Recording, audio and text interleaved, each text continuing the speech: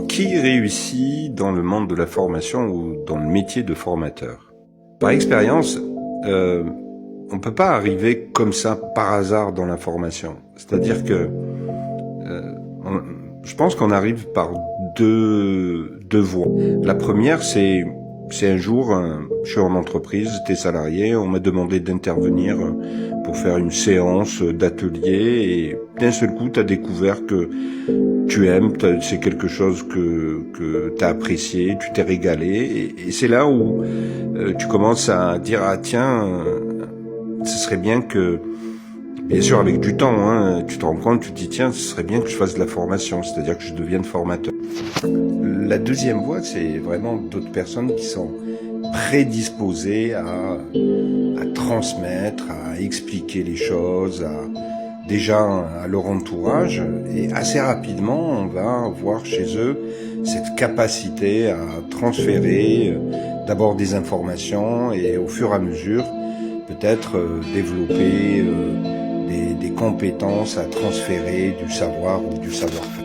Mais il y a un point commun entre ces deux cas, c'est extraordinaire, c'est d'abord la patience. Et je pense que la première qualité d'un formateur, c'est d'être patient. Et ça, je pense que vous allez vite le comprendre. Pourquoi? Parce que des fois, on forme et on accompagne des personnes où vous êtes obligé d'être patient pour transférer ses compétences, ses savoirs et ses savoir-faire. Je dirais aussi, c'est le deuxième point commun, c'est l'empathie.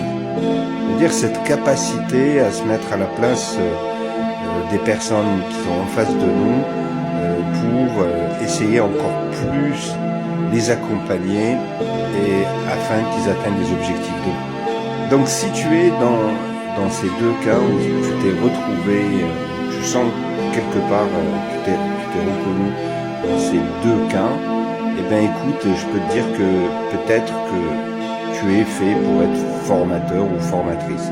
Alors évidemment, ça vient pas comme ça se construit. C'est là où tu as une idée, tu as un projet de formation et tu as envie vraiment d'aller au bout de ton projet. Et moi je vais te dire une chose, c'est qu'il faut vraiment pousser les choses encore plus loin parce que quand tu as envie de faire quelque chose ou tu as envie de réaliser un projet, il faut le faire de suite. Quand je dis de suite, pas le lendemain, mais déjà commencer à réfléchir et faire en sorte d'aller au bout de ton projet. Et ça, c'est très important. Il faut pas avoir de regrets. Donc, la formation, c'est quelque chose, c'est d'abord un métier, hein, c'est un métier, c'est ton expertise. C'est ton expertise qui va faire la différence. Et ça, c'est deux leviers importants, c'est-à-dire le devenir de formateur et ta capacité à maîtriser ton expertise.